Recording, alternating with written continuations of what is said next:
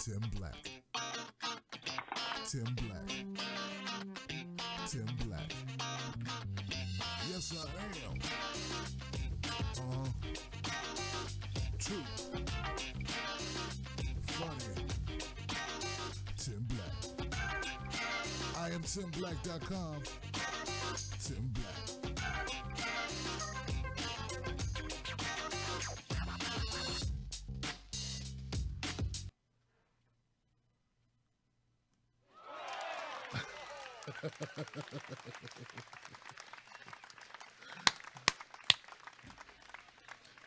Oh man, it's Happy Friday. It's Happy Friday, people. Happy Friday. How you doing? How you doing? Welcome to the Tim Black at Night Show. It's a Freedom Friday night, and I'm glad you all tuned into the show. Thank you so much. Give it up for everybody on, I don't know, Periscope. What's up, Periscope in the house? Retweet, retweet, retweet. Share the love, you guys. Please share the love. Let people know we're out here, because it's a new thing when we be on Periscope. It's not usual, but it's going to be something I'm going to try to do more often, maybe even regularly. So, yeah, let them know. Let them know. Retweet. And also, let me give a shout-out to my people on, I don't know, Facebook. Give it up for Facebook. A lot of diehard Tim Black Wolfpack out there on Facebook land. Thank you so much, guys. Michael Stapleton, Jennifer Vickers, so many people, so many people. And last but not least, my people on YouTube. Give it up for my YouTube people, Tim Black's Wolfpack. Share it, share it. Share it with somebody. Please share it with somebody. Let somebody know the show is in the house. Yes, guys, we made it through another Friday, and it's, you know, it's not for nothing. It's not for nothing, right? Tough week. Good week, invigorating week, powerful week, entertaining week, crazy week, busy week, frustrated week. But it's a week. And you know what? You got to be thankful for every day you get, because life is flimsy. Life is flimsy. You never know what's going to happen. So love the ones you're with, love what you got, and be happy because you made it through. So, like, I know some of you had a rough time, you know? You know, like, I don't know, maybe you're driving to work, people cutting you off in traffic. We deal with the common, you know, frustrations of just being around people. It's like, I can't believe this. But yeah, you know, and you spend some time with family. Look, it's just been an up and down thing. I'm sure you guys got your own stories, you know, and that's what's so great about Freedom Fridays. You get to call in and share your story. You get to share your pain and let other people feel your pain, which makes it less painful. That's right. Share your angst, share your frustrations, share your struggle with the community, and let the community take some of it off you and offer you words of encouragement like, you know, cliche crap like, just keep your head up. You know? What doesn't kill you makes you stronger, man. Crap like that. At least you got your health. Oh, man, at least you got your health. You know how it is, man. You know how it is. Oh, but look, hold on. Big shout out to none other, freedom fighter, speaker of truth, thumbing his nose at the establishment every time out, none other than Ecuador and Assembly, Ecuador, how can I say this? Ecuador's, I don't want to say captive, right? Asylum seeker, truth teller, bona fide hero in my book. Julian Assange on his retweet of my video taking down Joy Reid. And I want to thank you, Julian Assange. I want to thank you because for one, I didn't expect this really out the blue, but just that you would do that. I really appreciate it. And more than I appreciate the retweet, I appreciate what you've done. I appreciate what your organization's done. When I say Julian Assange, I mean all the people that work with him, all the people that put themselves in harm's way, all the people, all the whistleblowers, all the people that expose corruption wherever it is. I want to give that up for you. So thank you, all you people. You are what inspires us, independent media, to keep doing what we're doing. And thank you so much for that inspiration and that motivation to keep going. One more time, WikiLeaks and Julian Assange. Thank you.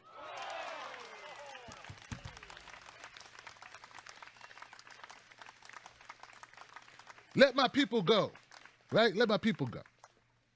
So, look, Freedom Friday is a show where people call in and get what's on their chest, off their chest. They get 5 minutes. I don't restrict callers. Of course, we got to have some common sense. We're not selling vacuum cleaners on the Tim Black Show. And no hate speech. No selling vacuum cleaners, no hate speech. That's like a broad range, right? Like stuff goes, but you know what I'm saying? Be reasonable. Be reasonable.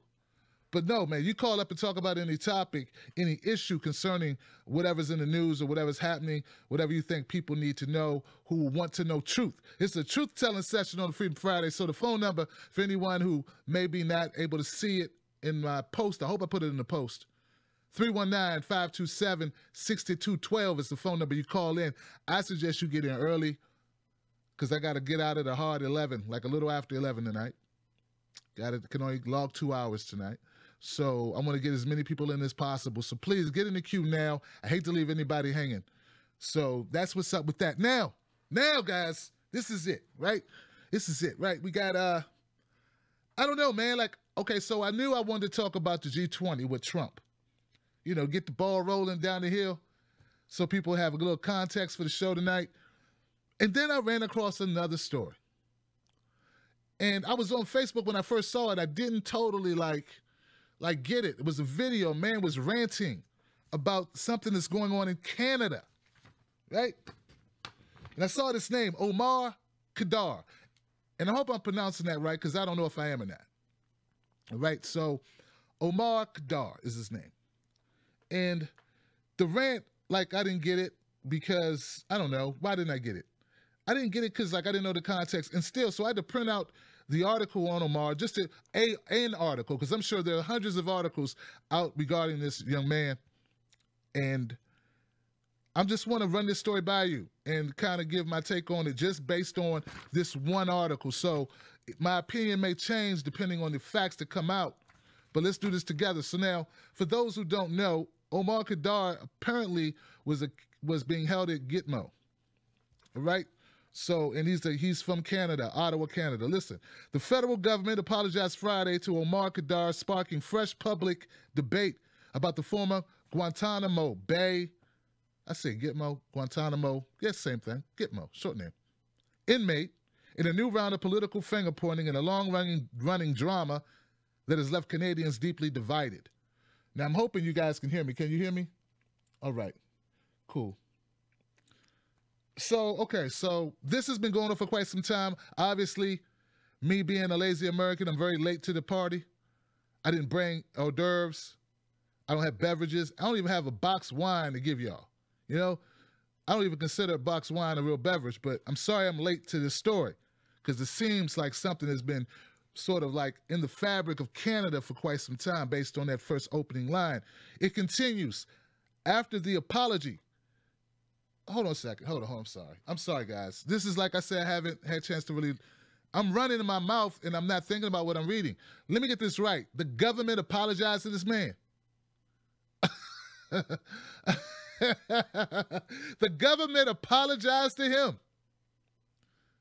Jesus. Yo. All right. I'm sorry. I'm from America.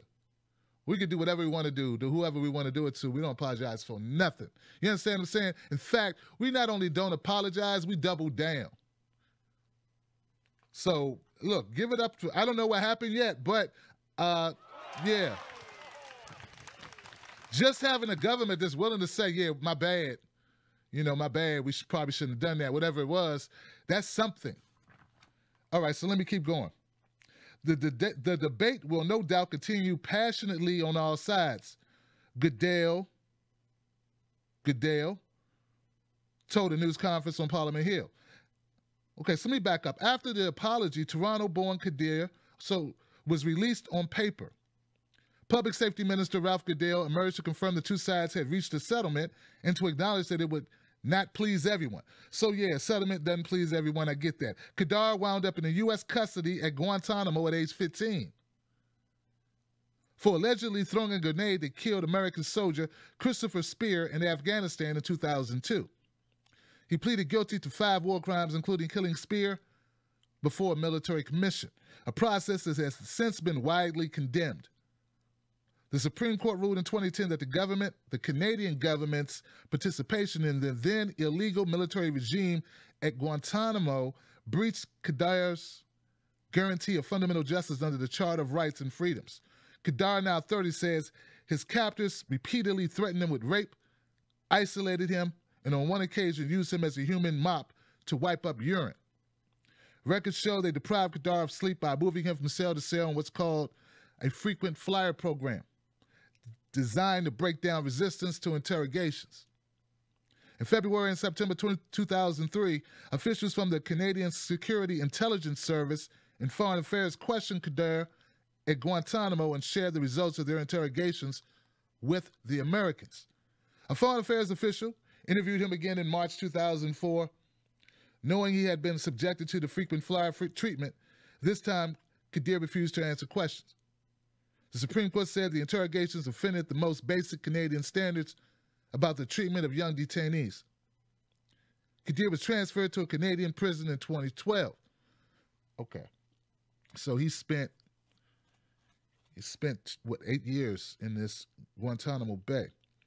The federal apology delivered Friday in a terse statement did not mention financial compensation, but followed reports of a controversial $10.5 million settlement of Kadr's long-standing lawsuit. On behalf of the government of Canada, we wish to apologize to Mr. Kadr for any role Canadian officials may have played in relation to his ordeal abroad and any resulting harm. We hope that the expression and the negotiated statement reached with the government will assist him in his efforts to begin a new and hopeful chapter in his life with his fellow Canadians. The details of the settlement are confidential between Mr. Kadr and the government. All right. So this is I'm glad to admit this has me a little torn. It has me torn because, for one, I have a problem going against anyone who goes against the government. I don't care what government it is, because I know the power of the state. And I have a feeling the way this is described, a lot of people in Canada don't see the government as being the government. Like, so maybe some people in Canada feel the government is for the people.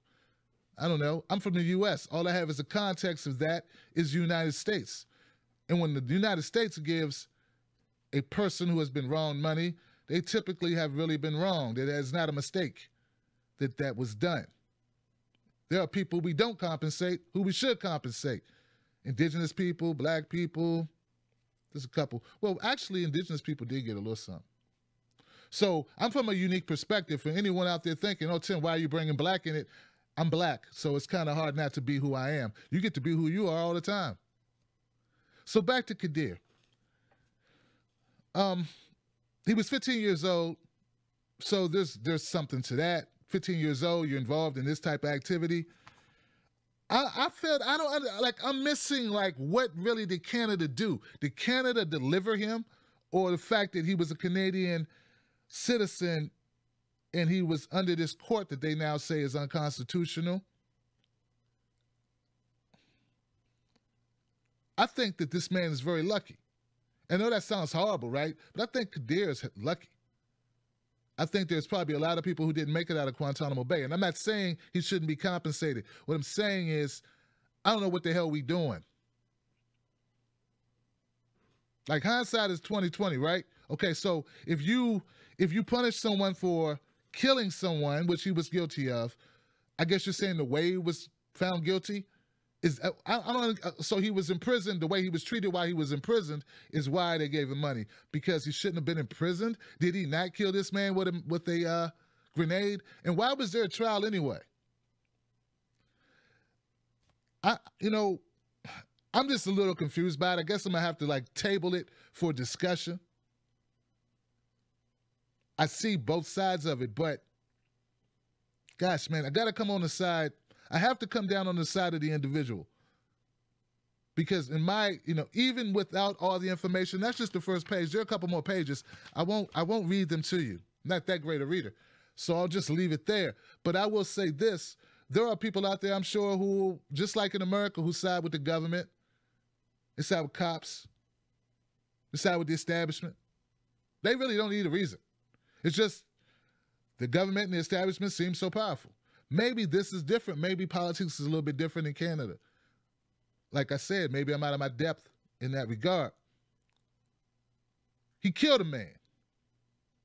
I see nothing in here saying he didn't. So the part of me that's not lefty or whatever is like, well, hey, you killed a man. Does that mean we need to torture you? No, I'm against torture.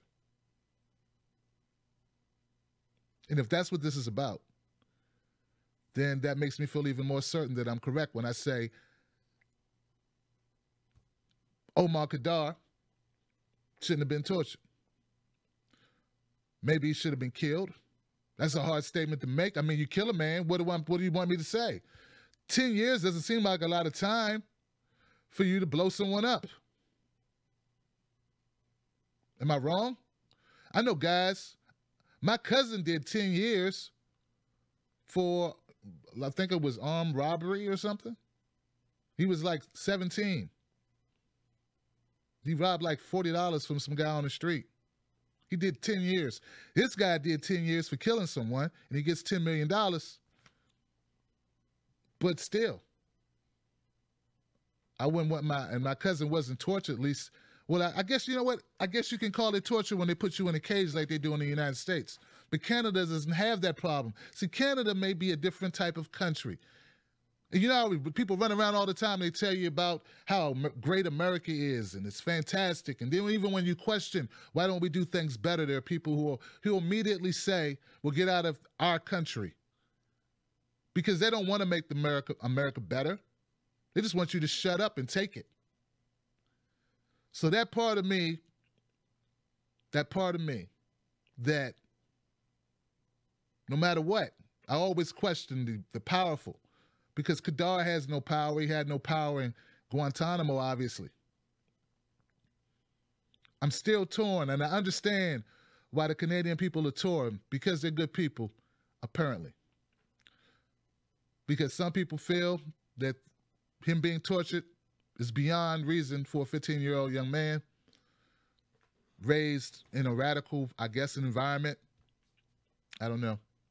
And then there's other people who hopefully are not concerned so much with the $10 million, but are more concerned with justice as far as the death of an American or death of any soldier. So, yeah. For the record, as of now, I'm not too upset about this. I think until all the facts, until I know it all, I gotta ride with this young man, only because he's one individual. And $10 million will not break Canada. And I got a feeling his life is, if you're tortured for years, I have a feeling your life is fundamentally changed to an extent that I don't even know if you have a life anymore. And I don't know if $10 million can make it better. But I know we've had people in America who've done 20 years, 30 years, some people 35 years, and they didn't get $10 million for a crime they did not commit. And I see nothing in this document that says he did not commit the crime. But, and I know it's going a little long in the tooth, Khalif Browder, who was never convicted, he committed suicide after being in solitary for what? Almost a decade? I don't even know what it was. So there's a lot of context. Guys, you're going to have to help me out on this one. In the comment section below, let me know what you think about Omar Kadr. Is Canada right? Is Canada wrong? Or something in between. 319-527-6212. Call in. All right. It's a tough one, guys. It's a tough one. That's a story. This is a story that you could probably talk about for decades. Like, this will be in the consciousness of Canadians probably. It's a monumental case. It's like, what do we owe people who got swept up in the fight against terror? Is there rules of engagement? There should be rules. We know we got a lot of war criminals in America. You know, we got John, we got Bush, war criminal, Obama, war criminal. But he's so cool. He's so much swag. He's so cool. War criminal. Yeah, war criminal. Trump, war criminal. War criminal. That's what we got. We legalize war crimes. Legalize them. So how can I not feel a level of, I don't know, admiration for Canada, acknowledging that, hey, this is not how we want to do business. We don't want to torture kids. Yeah. My man, in America, we just throw them in cages for as long as possible and make as much money off them as possible. Maybe it's different in Canada. Well, then go to Canada then. I can hear it now. Go to Canada then. Look, man, I ain't falling for no banana in my tailpipe. I can hear him. I can hear him. All right. So look, please, guys, call up about that story if you got information, if you want to express your thoughts on it. I could appreciate it. We learn from each other on this show. All right. Next story. So I'm sitting back, man, just feeling good. Feeling good. I got the retweet from Julian Assange. WikiLeaks has retweeted me once in the past. H.A. Goodman hit me up because we talk on the phone, hits me up. We talk like human beings. I'll get to that probably later in the show, why it's important to talk to your friends, to pick up a phone, have conversations with them, not just text, not just DM. Maybe I'm old because I'm over 40. When you get over 40, maybe just an old relic. But that's not true because Nico called me too. So we talked on the phone and they both congratulated me because we're friends in actual life. We talk to each other. And then I saw this story.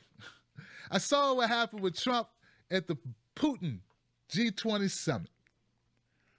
And I said, wow, Trump asked Putin the question.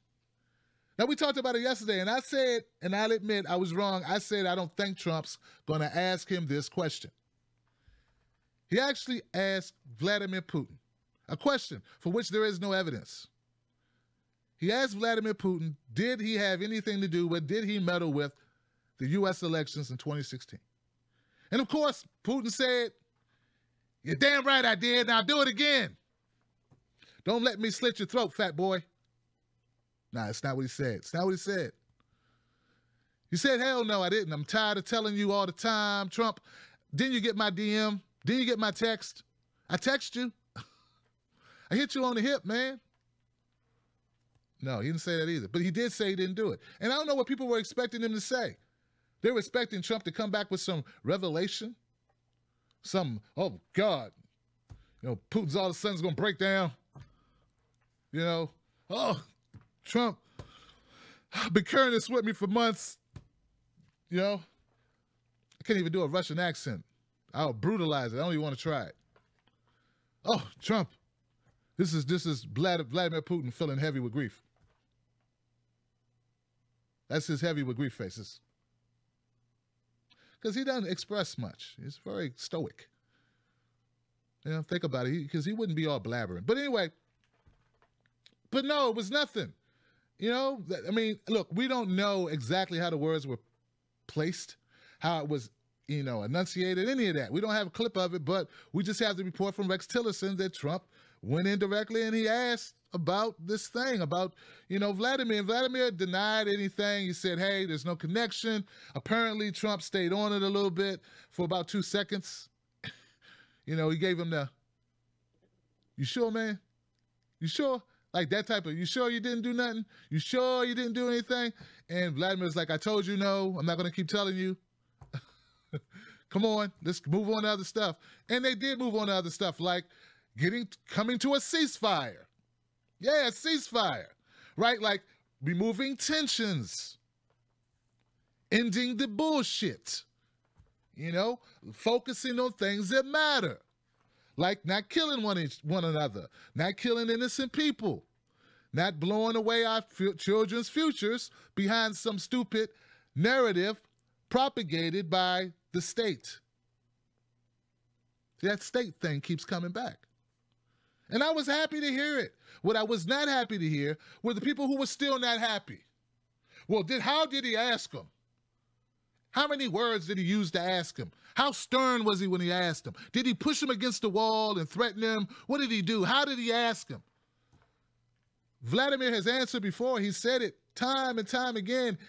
Do you realize the people, they were laughing at us for even suggesting that a country as powerful as the United States could be taken down and our election process be totally destroyed by a foreign entity. Like, they can't believe we think that. They're like, these people, I can't believe that. And I'll just tell you what it is, Vladimir Putin, if you're watching. People are afraid of karma. Oh, yeah, they're afraid of karma. Because, see, they know, like, most of my people watching Tim Black's Wolfpack, we know what America does. At least a lot of it. We know more than the average citizen, put it that way. We know we detain people, we disappear people. You know, for there to be someone who gets knocked off or something, we're not surprised. We don't go, oh, scary, kooky, scary conspiracy theory. No, we're not stupid like that. We're not programmed by the propaganda machine, you know, that organ thing. The guy on the corner with the shine box, the little puppy. We don't get into that. We understand that America will do whatever America wants to do as much as it can get away with doing. You don't, you know, obliterate a country. You don't racially cleanse a country without not giving a damn too much about other people. You don't enslave a people and make them 3/5 of a human being, make a person's property for 300-400 years, then subjugate them to 3rd class, 4th class citizenship, unless you pretty much got balls. I mean, come on, guys. So we're not deluded like some people are. But here's the thing.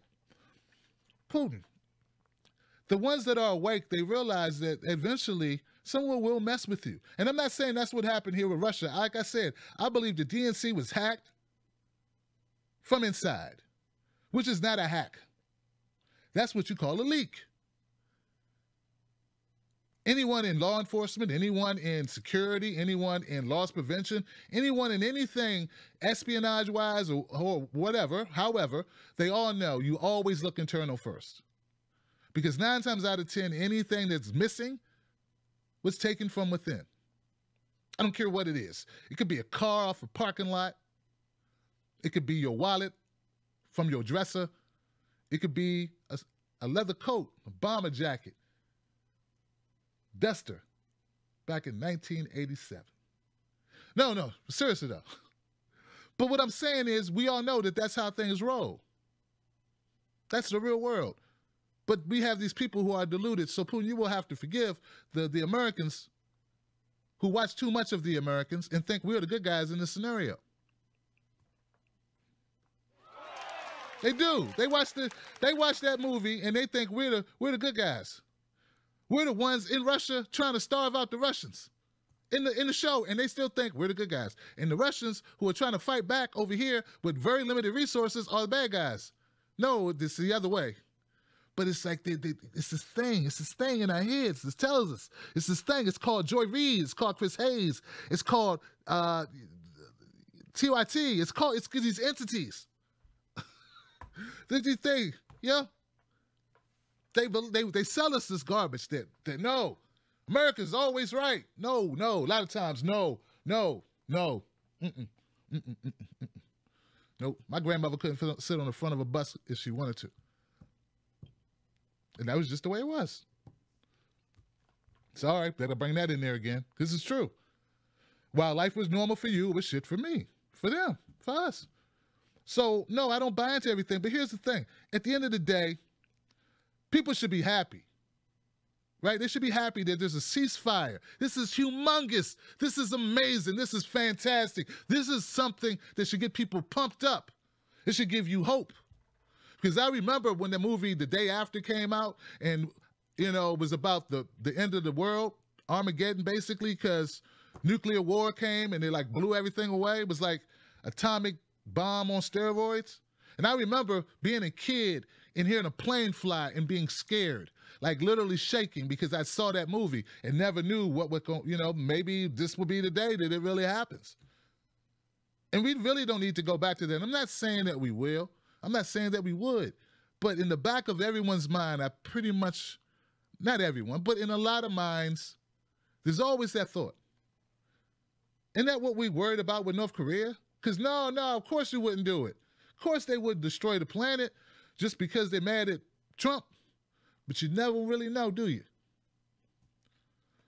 But instead of focusing on the good stuff, the actual fruit of the meeting, the abundance that came from the meeting, the fact that these two people were supposed to meet for a half an hour, it lasted 4 times that, and they were on a, mutually beneficial conversation. It was fruitful. It was positive. At least that's what they say. I think it's going very well. Very, very well. Trump, everything's very, very. Really, really, and very, very. So I think that's a good thing. I do. I believe it's promising. I'm glad to hear it. It could have been much worse. I want the Russia-Trump collusion thing to go like right out the window. It's time we get rid of it. I know we're trying to get rid of it, but it's in the news every day and all that. When I talk about it, I just fight about it. I speak out about it. I try to put my shoulder against the bullshit and push it out the door, because to me, our real threat against our democracy has always been internal and always will be, because money moves everything in the United States. Our policies, our politicians, our law enforcement, all of it is wrapped around money. Our prison industrial complex, everything, our foreign policy, everything is money related. And that's why the people are rioting or people are protesting right now in Germany. Because it ties the kind of this capitalistic, parasitic society. So as much as there be these people from the New York Times writing these stupid articles, these articles devoid of soul, saying socialism is bad and it's wrong for us to want to take care of one another and have a government that actually, since we support it, we're the ones who provide the money for the government, have the government give services to those people that pay into the government. Like that does not seem crazy to me at all. But to them, it's loony stuff. It's communists, sellout, Nazi, something. It's something. Communist is what they call you. Fascist. So we're just going to have to keep pushing because they're going to keep lying.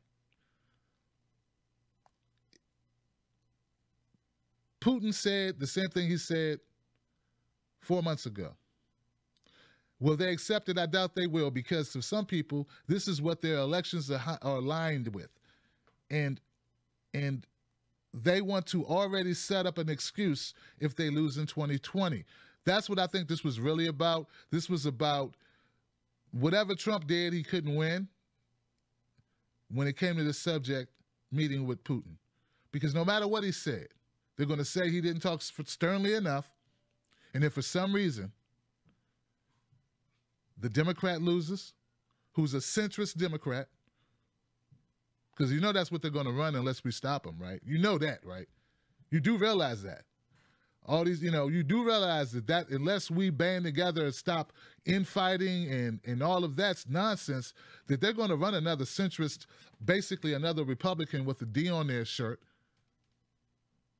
And if that person loses to Trump, which they will, they're going to use this narrative all over again. They're going to say Trump wasn't hard enough, and Putin did this, and Putin did that, and it was Russia. And people won't even ask, where's the evidence? It'll just be a guy who comes in with a sharp suit with some letters to say he works for an agency with letters on it and say, hey, I think they did it. And you'll say, okay, show me. They'll say, I can't. And we'll say, okay, we believe you. And that'll be it. Give it up for that, guys. That's our policy. That's what we do in the United States. That's it.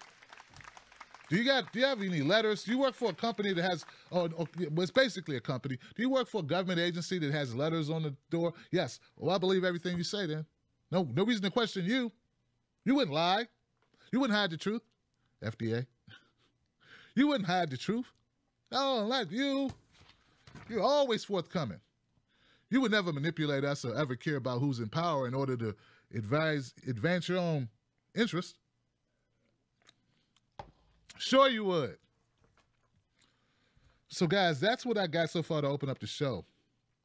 I think we'll go right to phone lines because, like I said, I got to shoot out, and I want to make sure I get as many people in as possible. So, once again, phone number is 319-527-6212.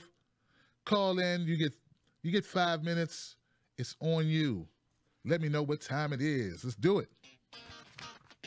Tim Black. Tim Black. Tim Black. Yes, I am. True. Funny. Tim Black. All right. My first phone call is from a 918 number. 918, you are live. What's your name and where you calling from?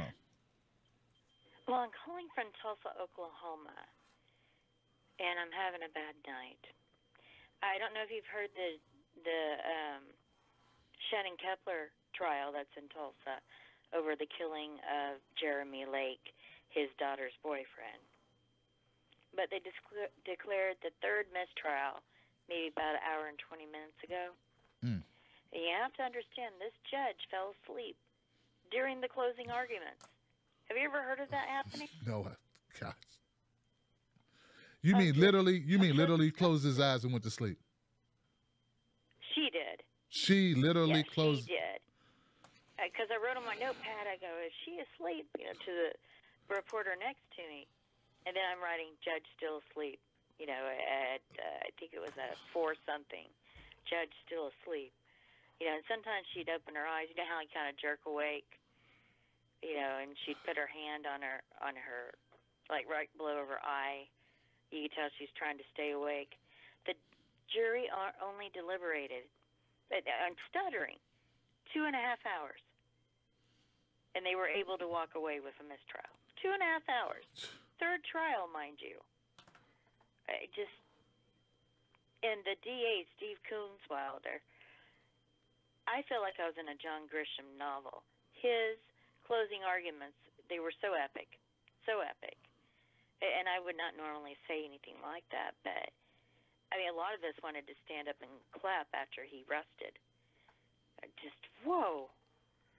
And Jeremy Lake's parents, still about 10 minutes after they declared a mistrial, did not know that there was a mistrial. What do you say, Mr. Black?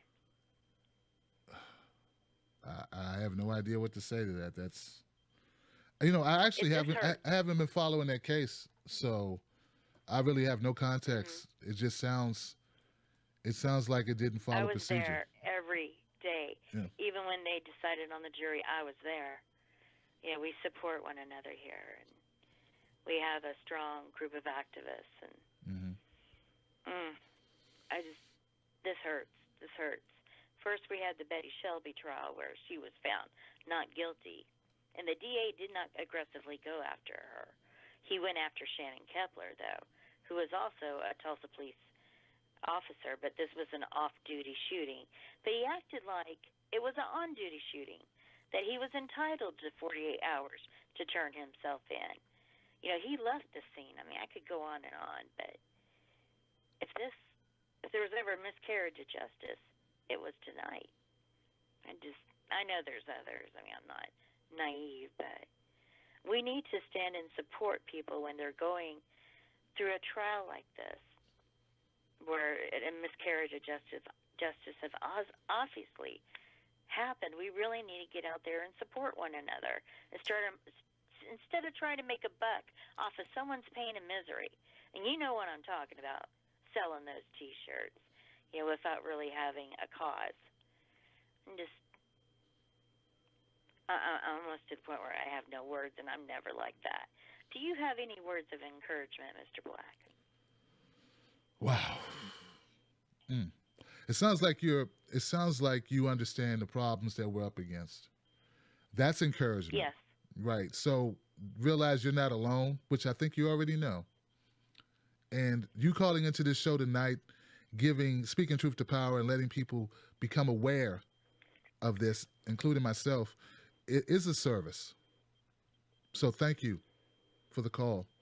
Well, I appreciate that. All right, you sister. probably have other callers, but oh my God. Well, thank you, sister. I appreciate it. Goodness gracious. I will look into this story.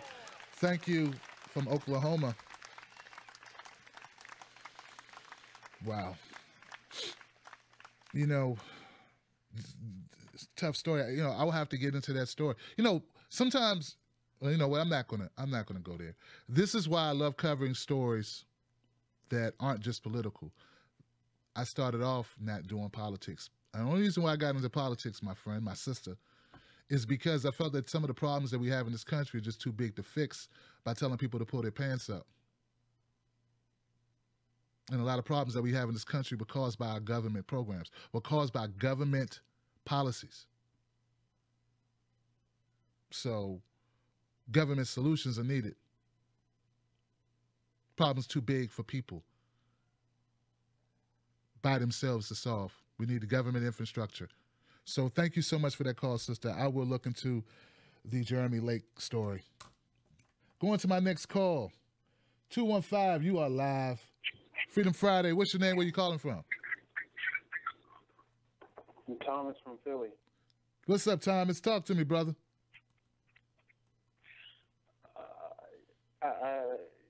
We have so many injustices going on in our country. So many injustices as far as socially, racially, economically, and environmentally. And it just seems like we all can't band together. You know, on my Facebook, I'm seeing a great divide in people not being able to band together. So it's like if we really can't band together, we're going to be on the brink of destruction. So it's like we either band together, or what are we going to do? Are we all going to move and then move to a different country, or are we going to band together? All right, brother. That seems like a real question. Yeah, well, I want to know what your thoughts are on that. Okay, man. Well, thank you, Thomas, man. Give it up for Thomas, guys. One of those tough questions, like, well, if we don't band together, what can we do, and how can we do that? I guess, you know what, Thomas. Look, man. Some people, I think for most people, not some people, most people need education on a lot of issues. That's really the issue. I think the issue is not that people don't want to band together; it's that people don't have the same information. So people see things differently because they don't have the same information. If we shared information, and this is why people like you may know I called into a liberals talk show, and I won't mention his name. I've said his name enough, and I was calling for the purpose of saying, hey, guy, won't you go after mainstream media? Go after corporate media. Why are you always going after independent media people? When these people in corporate media are shoveling crap daily and you ignore it.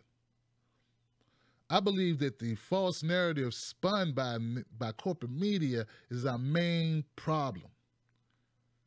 And I just became aware of Noam Chomsky's take on that, and it was pretty much spot on. Well, it validated my argument that media is where the battle's won. Because if you can change what people consume and they start getting that right information, they start getting accurate information that paints a more fuller picture, then people become educated, and now their opinions and their thoughts and their convictions will change. And if your convictions and your thoughts and opinions change, then your actions change. But those are the steps that have to be taken place.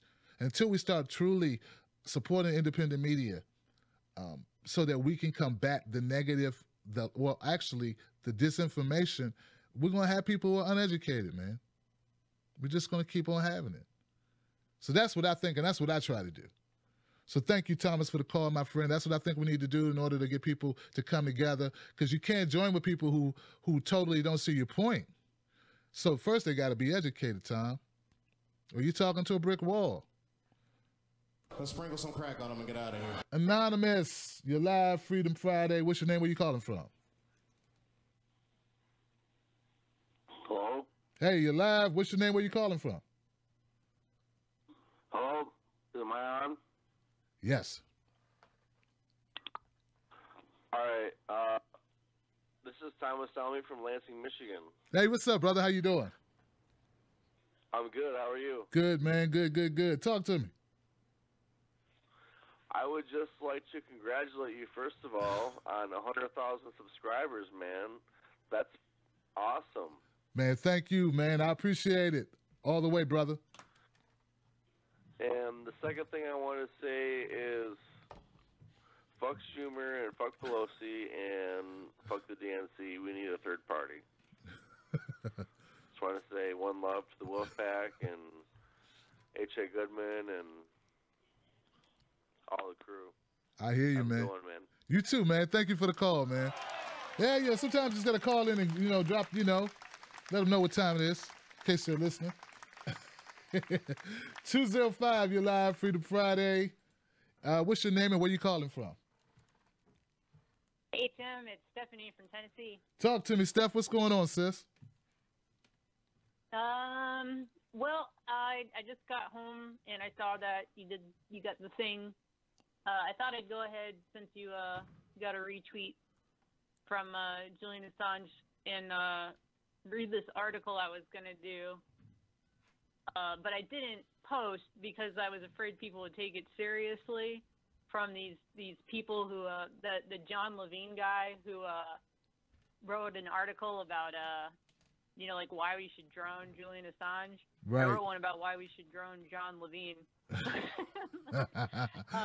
And I was thinking about, I thought, well, on the show, everyone here knows me and knows it'll be a joke, so it'll be satire. So I thought I'd take my 5 minutes.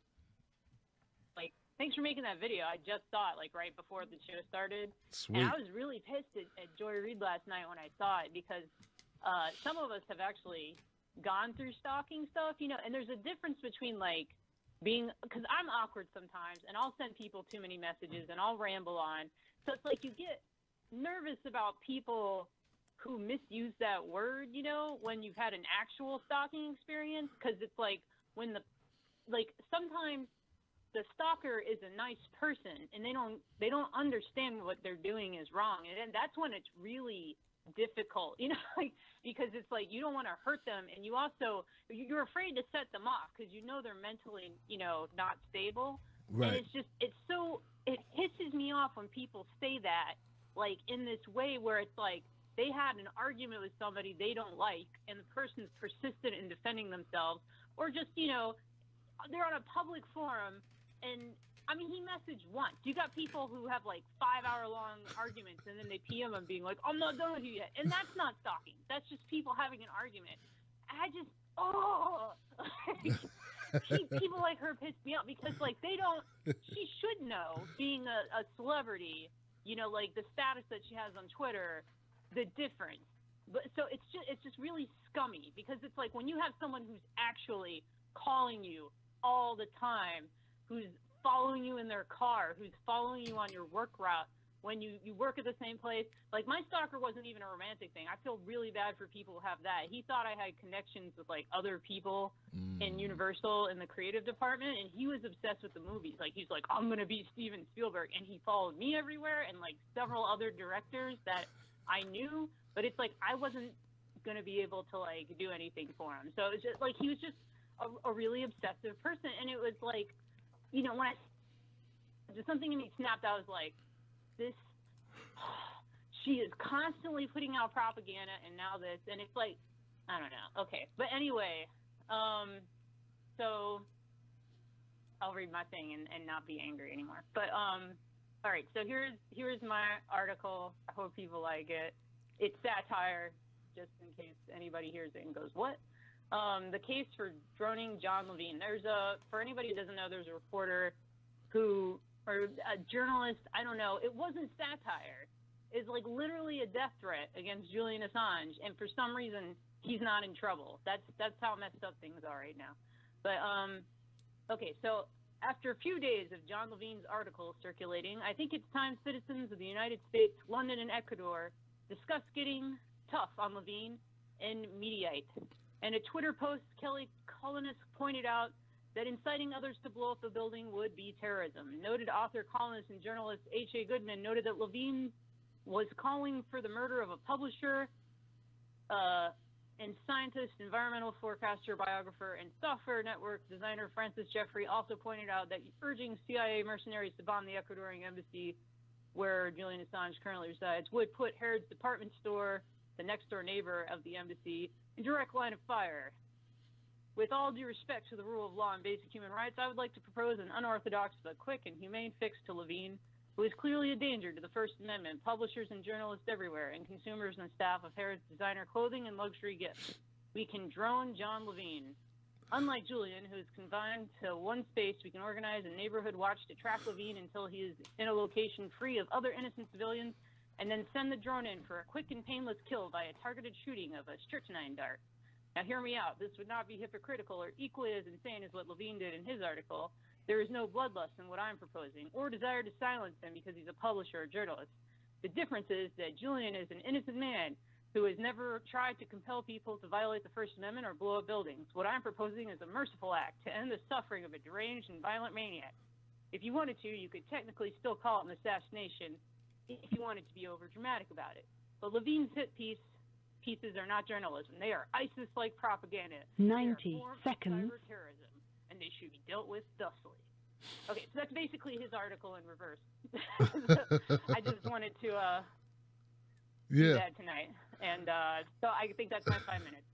Yeah, a little bit more and some change. But give it up for Stephanie for her article, "The Droning of John Levine," which I I think is very clever.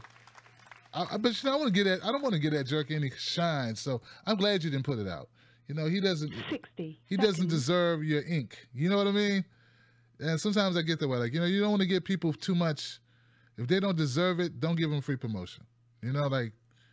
But because no one knows who he is. Like, you know, you got to educate them. And if you educate them, then they go read the other crappy article he wrote. But thank you, Stephanie, for the phone call. I appreciate you. 408, you're live, Freedom Friday. What's your name? Where you calling from? Hello, Tim. Hey. Hey, this is No More Donations. No more donations into his house. What's on your mind, man? It's I am. How you doing tonight? Good, bro. Good. Yeah. So I wanted to talk about you know, the normal topic that everybody's talking about, Russia. But I kind of wanted to give a different 10 take on seconds. it. You mentioned Chomsky. I happen to be reading actually 3 Chomsky books at the same time right now that I checked out from my local library. But I kind of want to touch on what he and Stephen Cohen, who's another intellectual, have talked about, in that you know, NATO.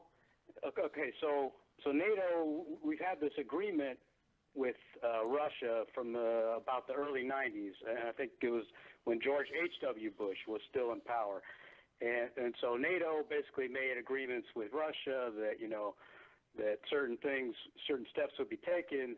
But what's happened is that NATO has been encroaching on Russia's perimeter, right? So they keep encroaching all around, and you know, so think about it. Put yourself in Russia's shoes. If that was happening to the U.S., if Russia was doing that, encroaching on our perimeter constantly, don't you think we would be pissed off about that? Yeah. I mean, you know, so they have some valid criticisms of NATO, you know. So I don't side with all this, like, just because we're the U.S. we automatically have to agree with NATO. I mean, you have to take a kind of a 10,000-foot view at the thing, you know.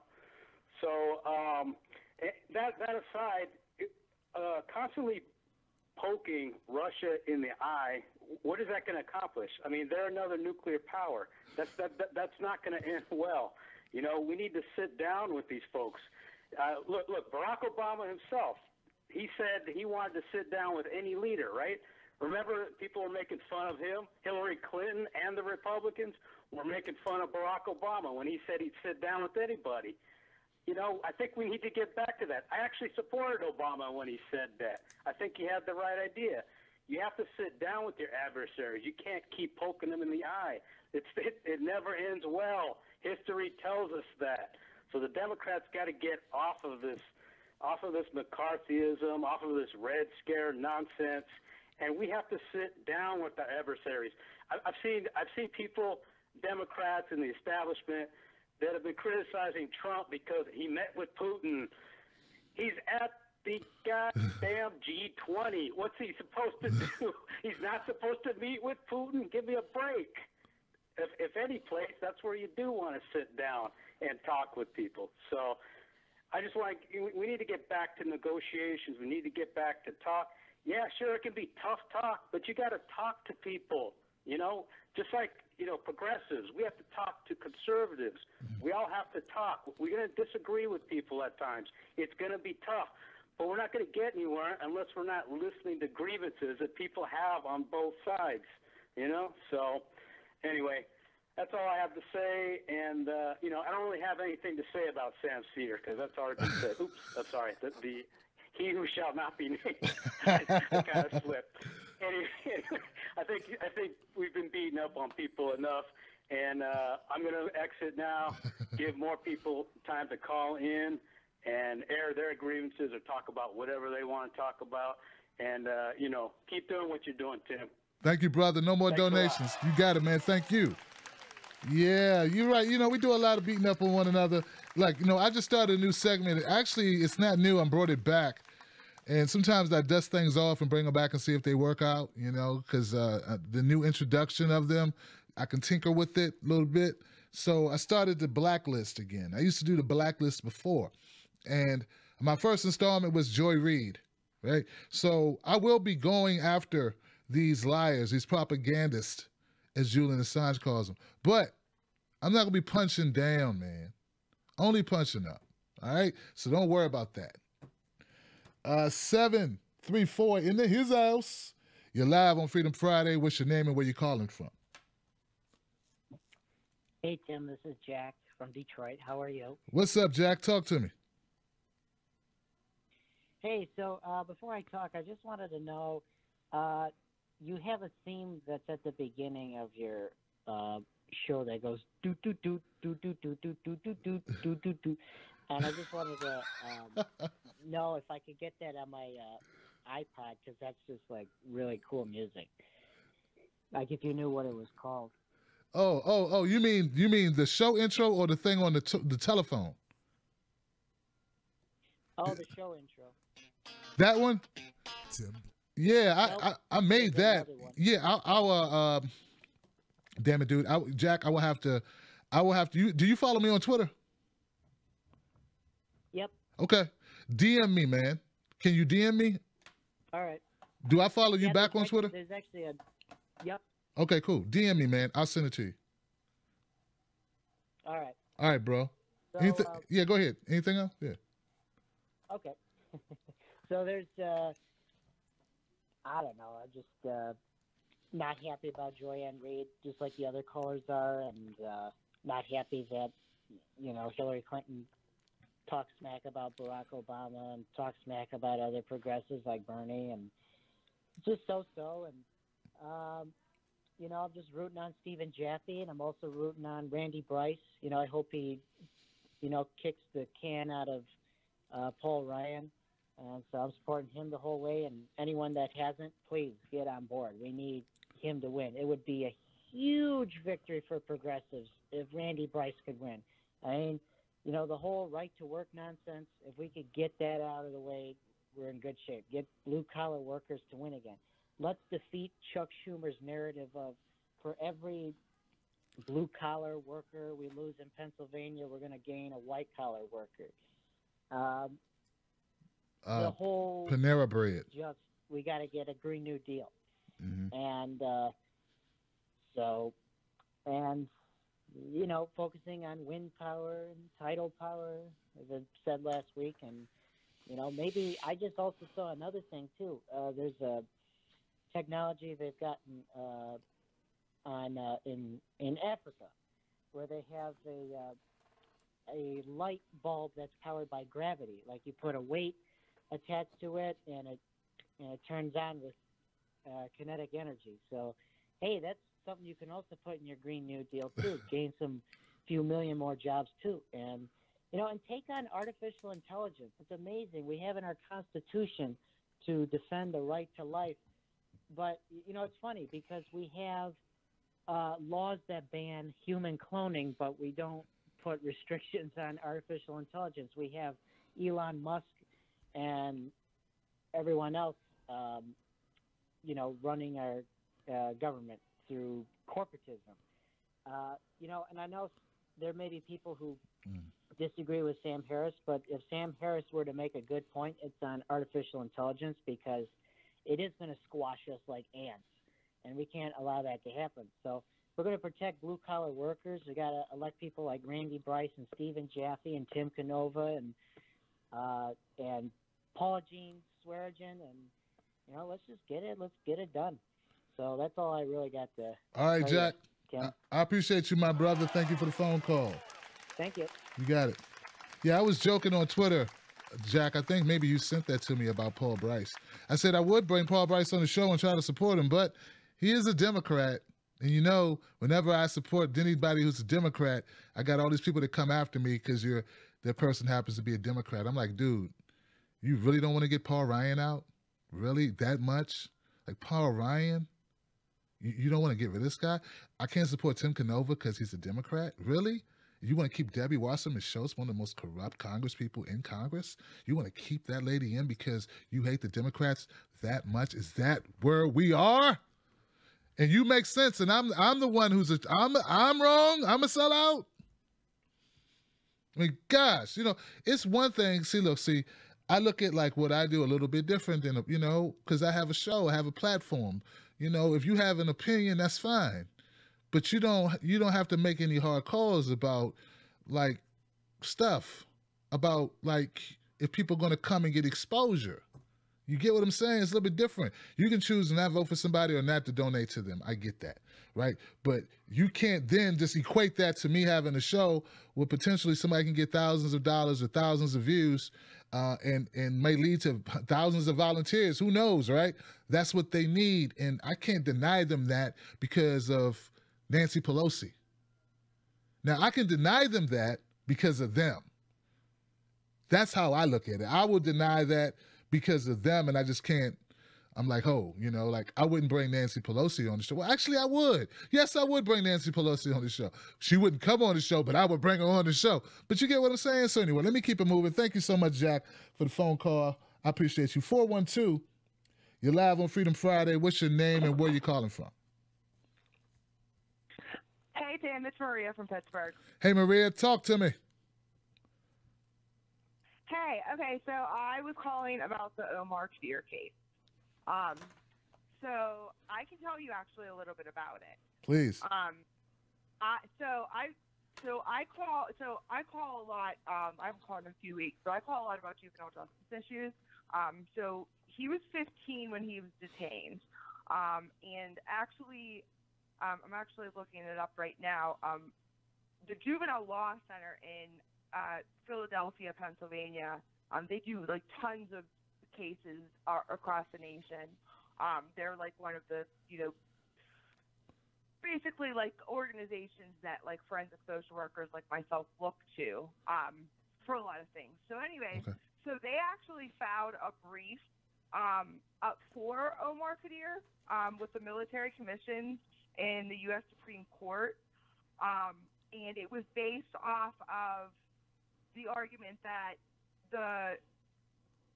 if Congress intended for the Military Commissions Act to have jurisdiction over juveniles, given that federal law routinely accounts for the distinctive status of juveniles, because there's a growing body of research that states adults are different from kids. Your brain doesn't fully develop until you're 25. So basically they came in to say that it would be illogical to say that Congress can, the Military Commissions Act can have this kid and give him life without parole because of the growing body of research. And then there was also the issue of him being subject to interrogation and torture at Gitmo in the form of physical and psychological abuse. And then, they didn't take his juvenile status into account, so he was in solitary, which is now, illegal in a number of states. For juveniles. So those are like two issues with Omar Kadr with his case. I don't really know exactly like the specific factors that they looked at because there's like a number of factors. Like when you work with juveniles in the system that are being charged as adults, and even like the juvenile lifers that are now being resentenced, you have to look at specific factors. So like they look at like culpability, mental capacity, nature and circumstances of the crime. So I don't really know anything about that with him, but just his age alone, they had more than enough to file that, more than enough to file those briefs. But those are two issues just with that case. Now, I'm kind of like you. I don't know a lot about it. But I do know that the Juvenile Law Center did file those briefs. So now I'm like really looking into it. But his age and the fact of how he was treated and I mean, we all know that everybody was treated horribly, like Guantanamo Bay, obviously, but and he was actually the only juvenile that's ever been convicted of a war crime. Wow. So that's kind of interesting as well. Wow, Maria. Wow. So yeah. The only juvenile that's ever been convicted of a war crime. But it shows the bigger issue of, not just obviously with what's going on in politics, with just what's going on in society. We have 2,000 juvenile lifers in the state or in the nation, and in my state of Pennsylvania, there's 514. We're the only industrialized first world nation that does this to children. And regardless of what he did, and again, I don't know the whole case. I don't know the nature and circumstances of the crime. I do know that there was question as to if he even really did it or not. But the simple factor is this was a 15-year-old child that you're putting in a torture camp, and you're trying to, put him in jail for life. Now, they could have technically, at that time, because we were actually able to execute juvenile lifers until 2008, until a Supreme Court ruling came down. I believe it was Graham versus Roper. Wow. I believe that was the court. Don't quote me on that. But, and that was 2008. So it just goes to the bigger picture of these things are going on consistently in our criminal justice system in America. Obviously, we all know that it affects, most of the juvenile lifers that I work with are, they're men now, but they're older black men. I mean, these were kids that were just railroaded into the system. Now, again, I can't speak specifically on Omar Kadr's case, but I can tell you that these are just ongoing problems that continue to occur. We've had some success with some reform, but it's still just an uphill battle. But a lot of people don't know these issues are going on. So I thought, I was like, okay, well, this is kind of a way for me to kind of give Tim some information about this case and kind of just put it out there to everybody in the progressive movement. Look, this is still a real issue. Well, fantastic job there, Maria. I really appreciate it. And I just became educated a lot more to what's going on with our young people in the justice system. Thank you so much for that call. And, this story I'm really interested in now. The Juvenile Law Center in Philadelphia, guys, look that up. Yeah, torture chambers, how they describe the conditions at Guantanamo. 864, you're live, Freedom Friday. What's your name? Where you calling from? Good evening. I'm Spencer Carter. I'm a YouTuber. I'm from Greenwood, South Carolina. I'd like to express my thoughts on the Tariq Nasheed versus Bunty situation. Hey, well, talk. Verse who? Hold on. Verse who? I didn't hear you. Tariq verse who? I want to hear it, brother. Tariq Nasheed versus. Can you hear me? Yeah. The Tariq Nasheed, that popular YouTuber. Yeah. Tariq Live, and that other YouTuber called Bunty, Bunty. Of course, diversity matters at YouTube. Love, peace, diversity wins. I didn't like it when they say #ShutUpTariq. I support Tariq Nasheed, and of course, Tariq Nasheed is a great YouTuber. And of course, speaking of YouTube, YouTube's advertiser-friendly policy should be eliminated. Susan Wojcicki ruined YouTube. And of course, it's time to make YouTube great again. And speaking of fake news and another subject, the FCC should reinstate the fairness doctrine and have common sense. Common sense is the best policy, not the new normal. Thank you very much. Mr. Tim Black. Oh, you got it, Spencer. Thanks for the phone call, man. I hadn't heard about the beef, brother. I try to stay out of them. I get my own, stuff going on. But, hey, look, man, a lot of times these beefs that they have, they're actually beneficial to awareness, as long as they don't get too, we don't want the actual spillover into the real world type of situation. But, as long as it doesn't get too out of hand, it's kind of good. Like, I've had playful beefs with people online, and we actually had a good time. We actually had fun. And then, I came on the show and hang out with the panel, and then they call me back and we do it again, and they come on my channel and we do cool stuff. So I don't know, man. I just take it all with a grain of salt, and I kind of let it do what it do. But thank you, my brother. Next call, Spencer, 706. You're live, Freedom Friday. What's your name? Where you calling from? Hey, Tim. This is Joy Reed. Joy. Joy. Tim. What the hell, Tim? You type my name into YouTube right now, and you got some video about me being stalked by Julian Assange in it. What's that all about? You could at least try to change your voice, man.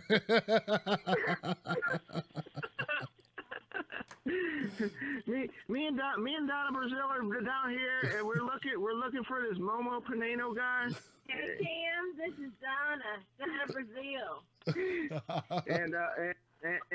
and we can't find him, and we're really scared because we're being stalked by the truth, and we don't.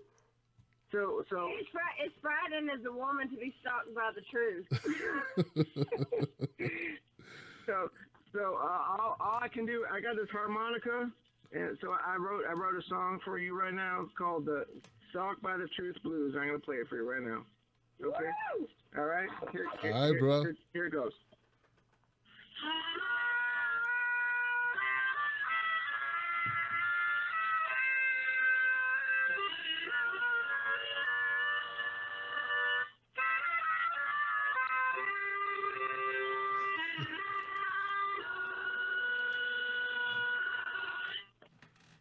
That one goes out to Julian. I love it, man. Leave it alone. Thank you, my brother. Thank you. Give it up for Donna Brazil and Joy Reid, ladies and gentlemen. Stalked by the Truth Blues. Yes, it is. Okay. Oh, God. I told my throat I was trying to stalked by the blue. And somebody with the jug, like Uncle Jesse used to blow the jug on what was it? You know the move. Blow the jug. That used to be an instrument. That's an instrument in the hills. The whiskey jug for the moonshine jug. All right. You guys are crazy. You guys making me out crazy. 706-405. You're live. What's your name? Where you calling from on Freedom Friday? Hello, Mr. Black. This is Cosmo Vinegar from Stillwater, Oklahoma. Cosmo, my brother, what's on your mind tonight? Well, I'll tell you what wasn't on my mind. I did hear the call from Tulsa, Oklahoma. Honestly, rather saddening to hear that yet another tale of police. What appears to sound like a police violence and a miscarriage of justice that has happened in my own state. It honestly wounds my soul to hear about stuff like that.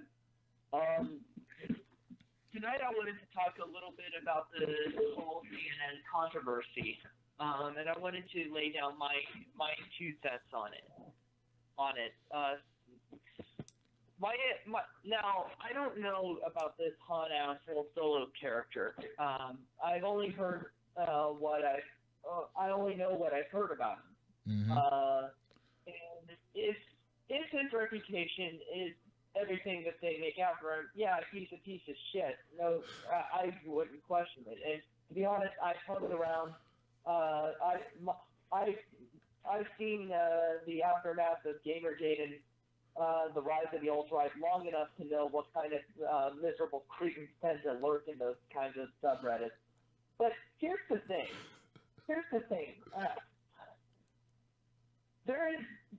Now, I do not want to say that people like him shouldn't have to face consequences for what they say. My big problem with this, I do have a problem with this, however. There's a difference between a society as a collective deciding to sanction individuals for things that they say. That's one thing. But this isn't that. What we had here was a situation where a group of media executives and journalists got butthurt over a fucking Reddit meme and decided that the most reasonable course of action wasn't to just denounce it, but to go online, search for the guy's information, try and oust the guy if he didn't apologize, and then in the ultimate dick move, say we still reserve the right to release your information anyway if you repeat this shit, or if we just want to do it for the lulz. That's really problematic, because what that means is that CNN or any news organization can search for your private information without your consent. And not only that, they also have the permission to oust that information to the public if they feel like you threatened their narrative. That is extremely dangerous, because right now we're dealing with a situation where corporations are already trying to gain control of that propaganda apparatus. And I'm usually not one to say that if they're a private company, they can do whatever they wish. That's not violating freedom of speech. But this may not be a violation of freedom of speech, but this is so fucking dangerous for what a society should be. It might as well be treated as a violation of free speech, because we don't have powers in the same way corporations do.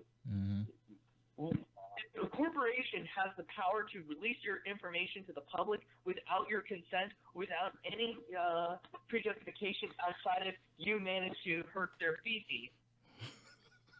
I don't like talking in this language. That's the thing. I really don't like talking in this language. But I have to stress this point. We cannot allow that to be the nature of discourse. That cannot be an acceptable practice of journalism. And I'm glad that you called it out. I'm glad that the Humanist Report, Mike Figueredo, called it out. And hopefully soon we will have many more voices joining in that dissent. So thank you so much, Mr. Black, for your time and patience. And remember, don't let anybody take your cornbread. I won't, Cosmo. Thanks, man. If they try to take my cornbread, Cosmo, I'm going to kick them in the ding ding. I'm going to kick them in the pee pee, and the woo woo, the hoo hoo, the yahoo, the woo hoo. What they call it? Hey, look, man. I heard, now I don't know for a fact, but I heard, and I have no reason to believe that people told me an untruth, right? That TYT, Cenk Uygur, was like in defense of CNN. Like they agreed that they should have done what they did. I'm like, I can't believe. So I gotta watch that video. I do not look. Contrary to popular opinion, I don't watch a lot of other videos. I don't even watch most of my videos. Too busy doing videos. You know, you get it. Like if you cooked all the time, you wouldn't eat as much. You know, because you always cooking. But people send me stuff and then I watch it. I try to, right? So I haven't seen this video, so I'm not saying for sure. But the tweet that I got was like, oh, here we go again with TYT taking up for the establishment. Here we go again, Tim. And I'm like, uh-oh. So I might talk about it next week, but it will not turn into a huge saga. It'll just be what it is. Thank you, Cosmo, for the phone call. 205, you are live. Freedom Friday. What's your name? Where you calling from? Is that me? That is you. Oh my God! Are you for real? Okay, sorry. Let me get this stuff figured. Hey, I'm Ruth from Alabama. Hey, how you doing? I'm all right. How are you? I'm doing excellent. It's Friday. It's always good on Friday. What's on your mind tonight? Mainly the guy earlier was talking a little bit about the fight for net neutrality, and I mean what he was talking about, but kind of covered that a little bit, and not completely, but it's kind of in the same ballpark. And I'm kind of concerned about the lack of coverage by the independent media regarding it. So, I did a video on it. I was just, you did, and I thought, and it was very good. But I don't know. I feel like maybe people aren't really taking into account like what happened. It's basically what happened with the corporate mainstream media that are trying to do with the internet. You know? Yeah, I'm sorry. What'd you say your name was? Bruce? Bruce? No, Ruth. R-U-T-H. Okay, Ruth. You know what I think it is, Ruth? Because I thought about this, right? And this is just my opinion. It's just this comment does not cut into your time. I just want to say, I think some people are a little afraid of it because they don't want to think about it. It's like, it's a scary thought that the internet could go away. That's what I think it is. I don't think people like avoid it because for any other reason that it's a downer for them, you know, because they love the internet. That's what I think it is. But go back to you. What do you think? Yeah, I do think that may be part of it. But I also think that it may not. Yeah, it might be kind of like climate change. You don't really want to think about that all day. It can be kind of depressing. But I think it may also be that it's. Shoot, how do I say this? People don't really realize that it's that big of a threat, mainly because of there's a lot of confusion about it. You know, and so I think if more people started speaking out about it, then more people would start speaking out about it. I just think it just needs to be in the conversation more. You know. Well, do me a favor. Send me what you have on it. The interesting top five things about it that you think need to be covered, and maybe you can help me craft a video on it. Okay? How do I do that? Just send it to Tim at timblacktv.com. That's Tim at timblacktv.com. And I'll take another hit at it. Hey man, I got a camera and we'll do a video. Yeah. Okay, awesome. I'll give you credit too. Okay. All right. Oh, well, thank you. No problem. Give it up. Go ahead, Ruth. It was great talking to you. Thank you. What'd you say? I'm sorry. Oh, I said it was great talking to you. Thank Oh. you. I didn't expect to get through, so you kind of caught me off guard. Oh, no, it was great. I'm glad you got through. Thank you so much, Ruth. Thank you for your patience. Thank you for trying before, and I look forward to your email. Yeah, you know, that's what I think it is. And you know, like you know, there are a lot of issues that people who call themselves whatever, progressive or truth tellers, a lot of people don't talk about. Like, a lot of people don't want to talk about race. They don't want to talk about net neutrality. They don't want to talk about election fraud.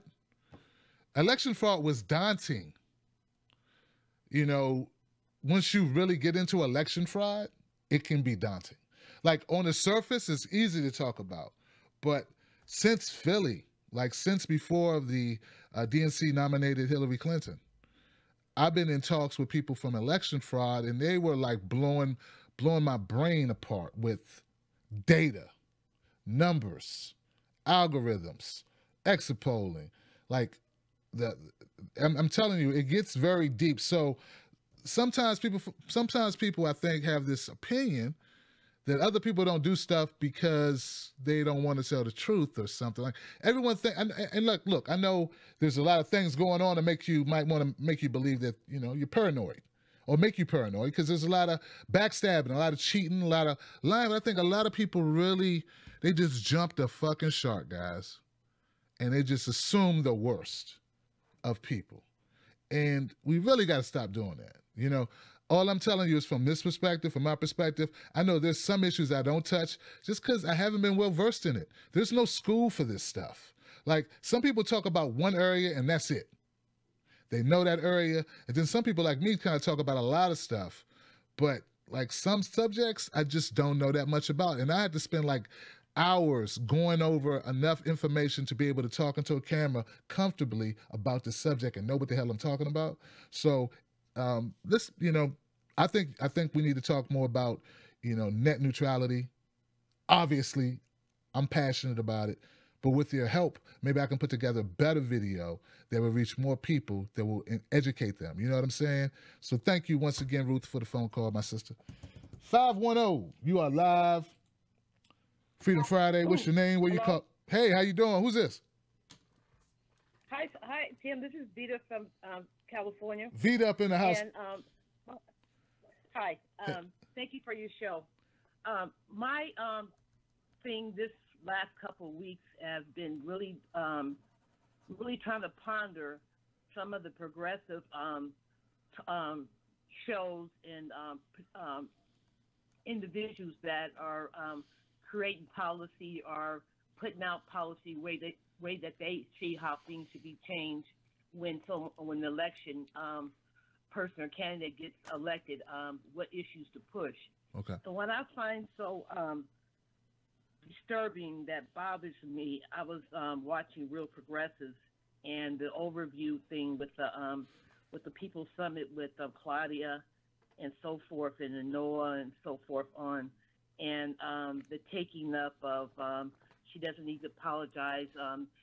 She was discriminated against and so forth, But when it comes down to policy, if someone says that they're progressive and they're trying to help people that's been poor, or when you throw out the group names or specify black people, African Americans been oppressed and so forth and on, and you're using that in your narrative to analyze and make a point about the subject matter, but you don't understand that that it becomes about race.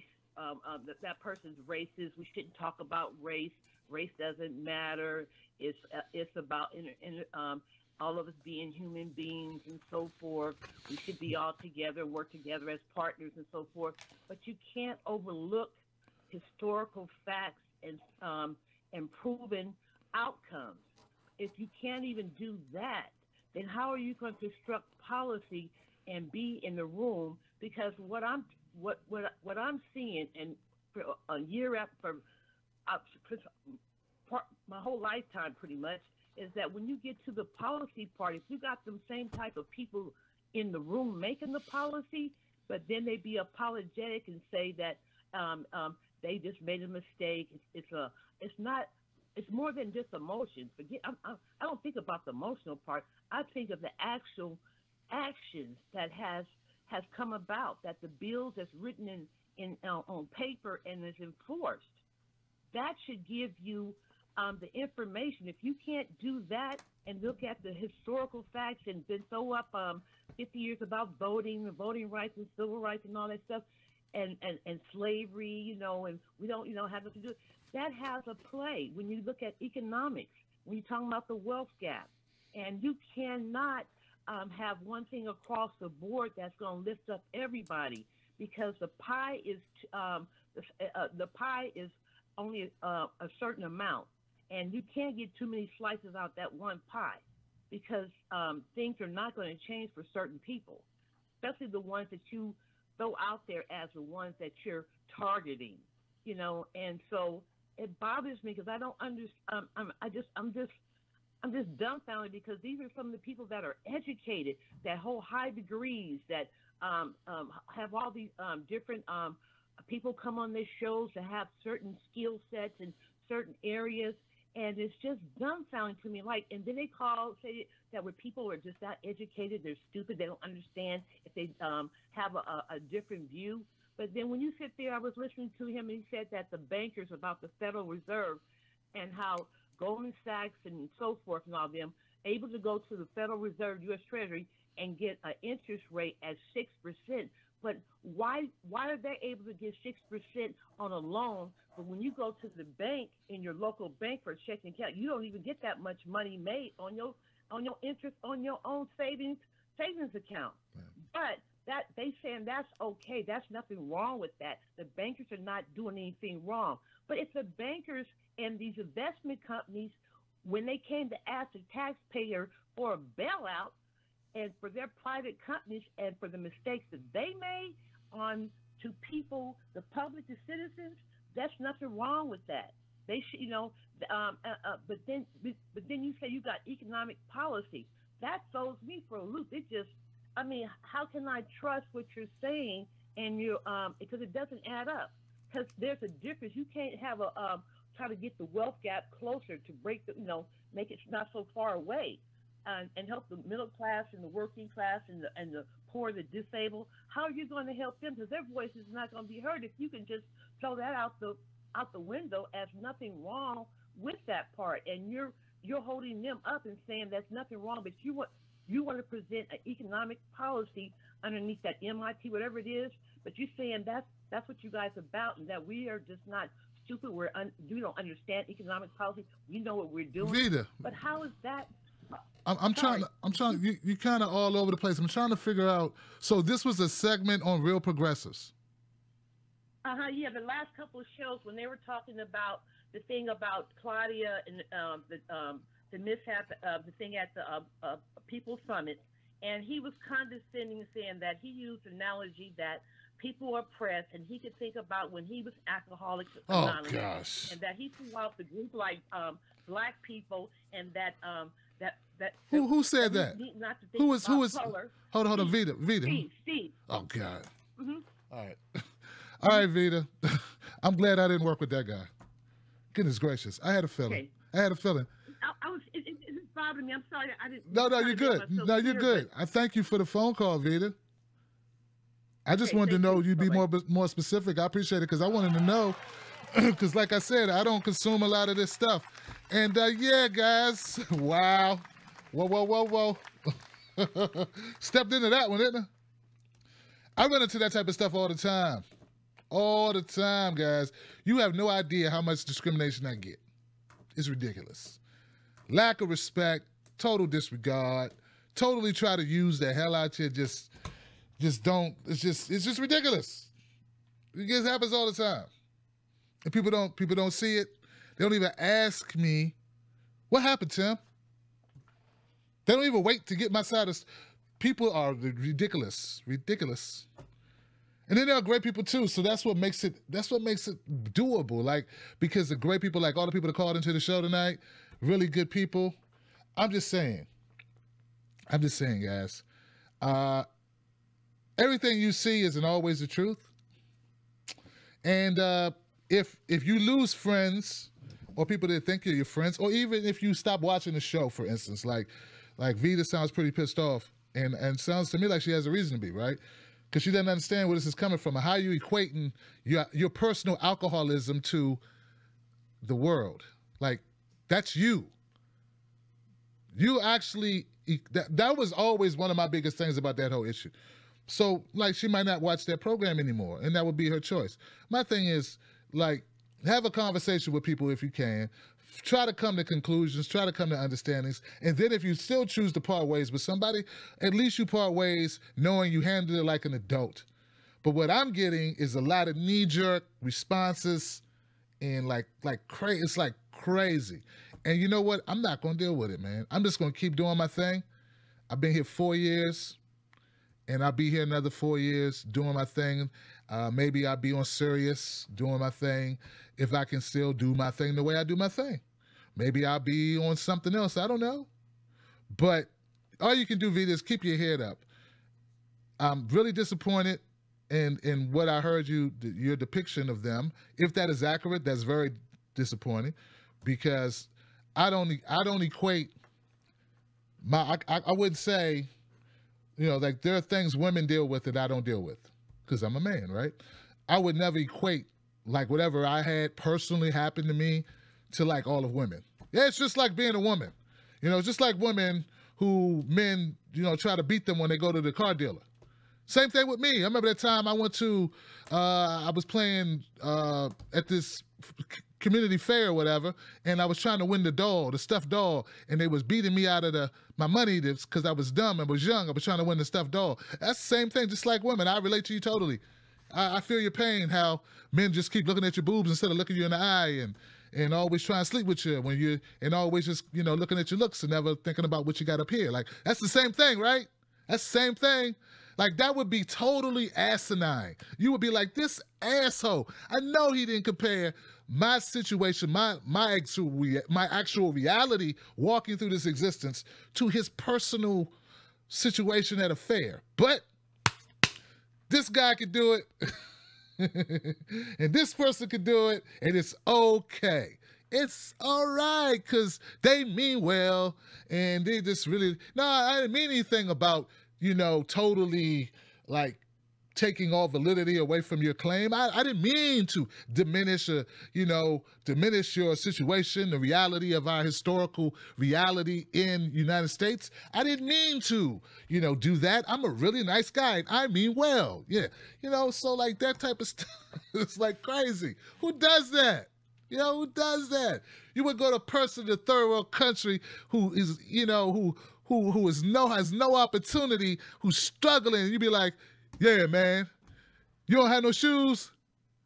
I relate to you. I remember that one time I needed to get a tire on my car, and I couldn't get it that day, so I had to wait a whole day because I had to wait to get paid to put that tire on my car. I know exactly what you mean, man. Not having shoes and a roof. I understand, I relate. It's the same thing. And how condescending is that? How totally, like, fucked up is that? Seriously, how crazy is that? But people do it, and they call themselves progressive. They call themselves forward thinking. And what's worse, it'd be okay if that person just didn't get it and they were ignorant and didn't realize how hurtful that is, how demoralizing that is, how a betrayal of this faux unity we're supposed to have, how much of a slap in the face it is.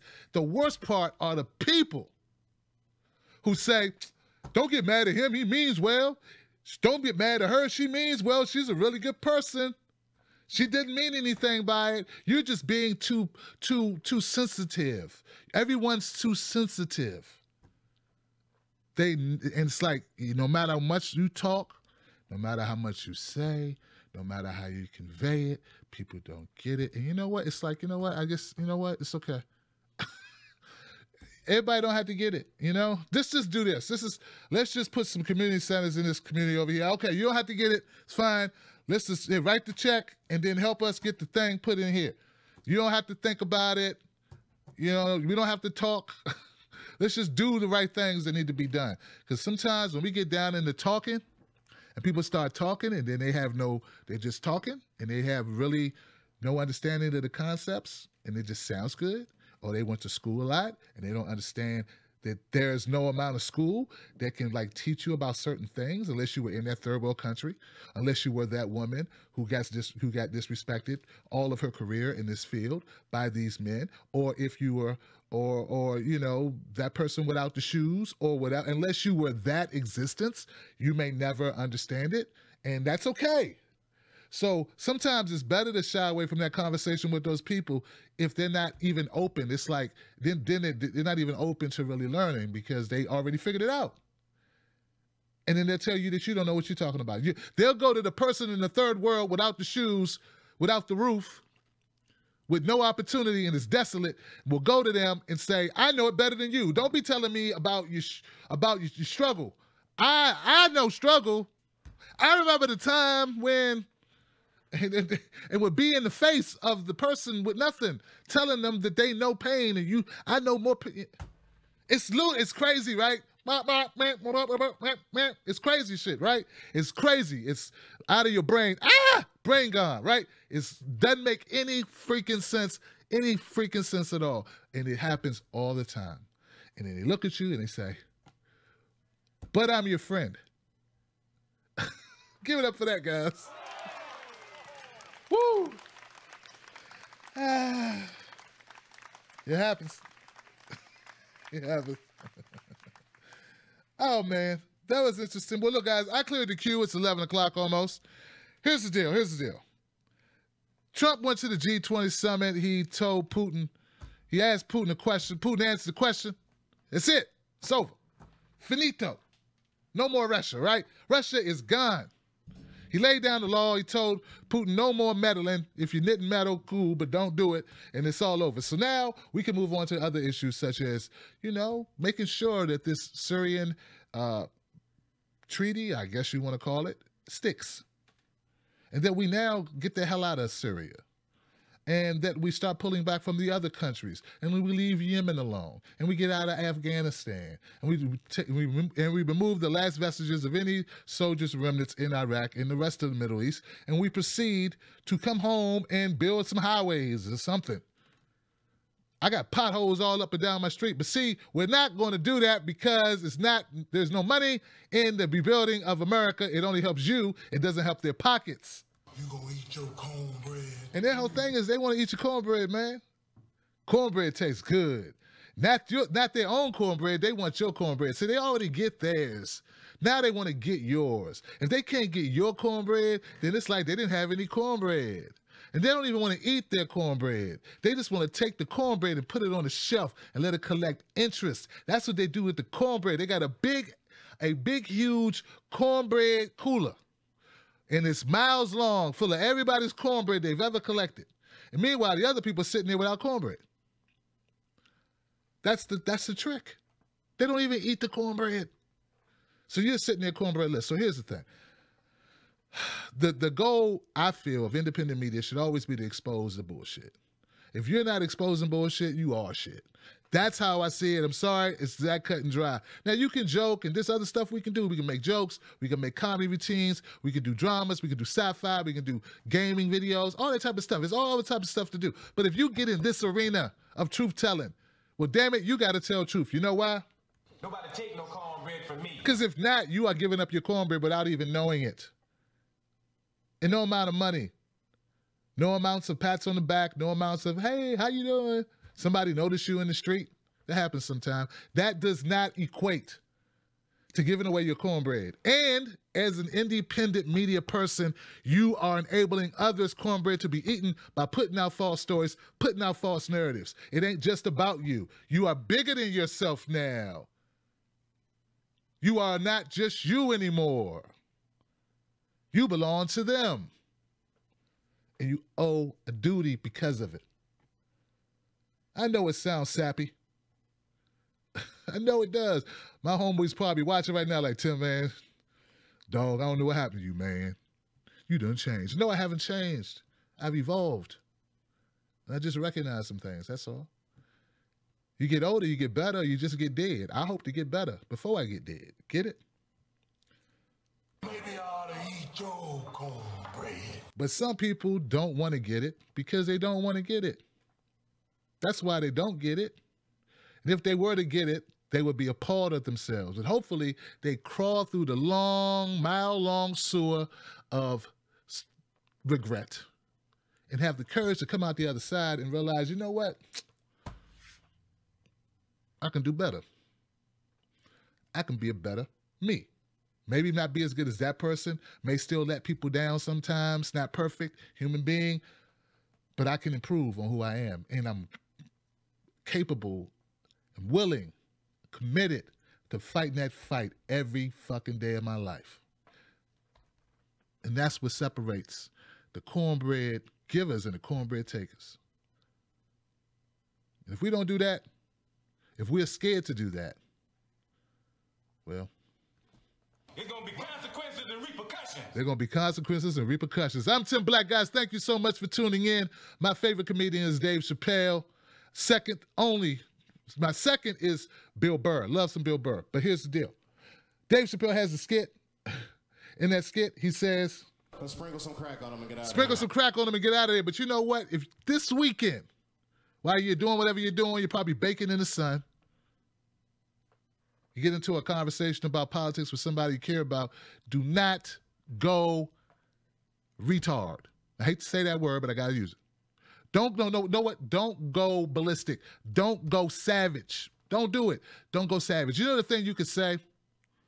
You never go total savage. I just switched the word. Don't do it. Never go total, rip out the guts, rip out the heart, destroy, break down, burn. You know, don't do it. Remember, anyone changed against their will is of the same opinion still. You never change a man's mind. Only he can change his own mind. You only give him the seeds to plant, and it must grow. Let them do the picking. What you should do is you sprinkle some facts on them. Just a little bit. Let's sprinkle some crack on them and get out of here. Sprinkle some facts on them and get out of there. I'm Tim Black. Thank you so much, guys, for being here. Shout out to everybody in Tim Black's Wolfpack who appreciates this show. I appreciate you. Please consider becoming a Tim Black Wolfpack member. And remember, this week is Hard Bastard Week. Tomorrow, so Hard Bastard, go to Hard Bastard's channel on YouTube. He also has a Patreon. Damn it, I got to put that link in. $1 per follow. And that goes for anybody in independent media that you care about. I want to help all those independent media that you respect. And hopefully if you respect them, it's for a damn good reason, right? If you value them, it's for a good reason. Not just because you like the hair, right? Or a lack of hair. Just other stuff. So support them. And that's it, guys. I want to give a couple shout outs before we go. Shout out to the people in the chat room. It's Moving Fad with Fred Lexo, Stephanie Chateau, Bullshit Man, Bullshit Man, Bullshit Man, Bullshit Man.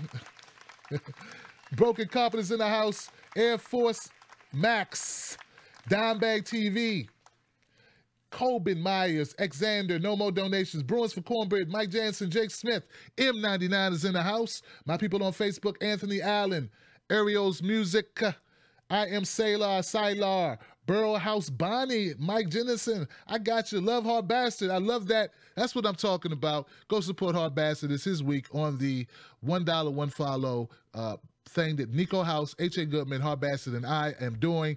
We talked about it. We talked offline, and we just wanted to do something we thought was fun. It didn't cost a lot of money, and it could get everybody involved and build community more and more. So thank you so much, guys, for being a part of that. All my people on Facebook, give yourself a clap, man. Nothing big gets done alone. Nothing. Except for the mess that my son made. He was up there earlier today, and I think he did that on his own. At least that's what I told his mother. And also, big shout out to everybody up there on Periscope. My Periscope peeps. Once again, shout out to the WikiLeaks crew, Julian Assange. Shout out to Nina Turner, Senator Nina Turner, who came on my show last week. It's really great. I'm working with her in Tesla. And also, tomorrow I got a special show at 2 o'clock. Portia Boger. You know Portia Boger from Save Main Street. Come on. Ohio's finest. Ohio's finest in the house. She'll be here tomorrow at 2 p.m. I will be on the Hard Bastard Network tomorrow around 1, I think it is. So it's going to be a busy Saturday. We grind and we don't stop. We just keep on going. And I love you guys. I appreciate you guys. YouTube, thank you so much for spending your Friday evening with me. I appreciate you. We are one. Not me, us. We are one. And we just got to stay together. It's tough out there. I'll see you guys next time.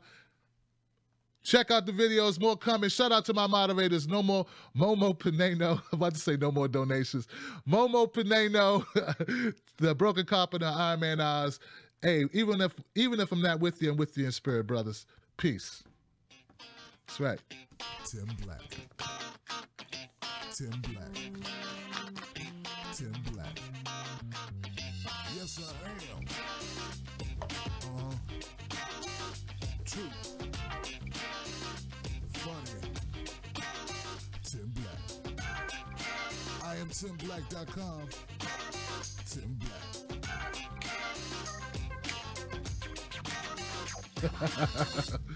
Black. What y'all know about that? Look, man, I ain't falling for no banana in my tailpipe. So say good night to the bad guy. Come on. Thank you, Paul Waffley, Roseanne Mortarama, Jennifer Vickers, Ginger Liberty, Lenny Demau. Lenny, what's up, Lenny? Lenny. Rick Pradahoom. You got it, Dougie Fresh. That's right, Dougie Fresh. It was the Dougie Fresh show. Remember that joint? You remember that? Yeah, man. That's how far we go back. La-di-da-di, boom, boom, boom. La-di, boom, da-di, boom, boom, boom. So what? You know, all right. See, you see what you did, right? You see what you did, Rick, man? You got me up here doing the Dougie Fresh. La-di-da-di, we came to party. We're just a minutes on the mic, and when we rock upon the mic, we rock the mic right for all of y'all, keeping y'all in hell just to see you smile. All right. Shout out to Teslin Figaro. You are the best, girl. I got a special show coming up Tuesday as well, guys. You're going to really love it, and I will give you more information about it. It's Teslin Figaro introduced me to a very impressive young man who's written a number of very successful books, who wants to talk about his story here that ties into Jeff Sessions and the war on drugs and what it does to communities from a first-hand perspective. You cannot miss that show. That show is scheduled for Tuesday. Please be there if you can be, all right? Make every effort Tuesday night to be here. Of course, Monday we got No Sellouts with my man H.A. Goodman. And I'm out. Thank you, guys. Romero, what up, brother? You got it, guys. I'll see you on the next one.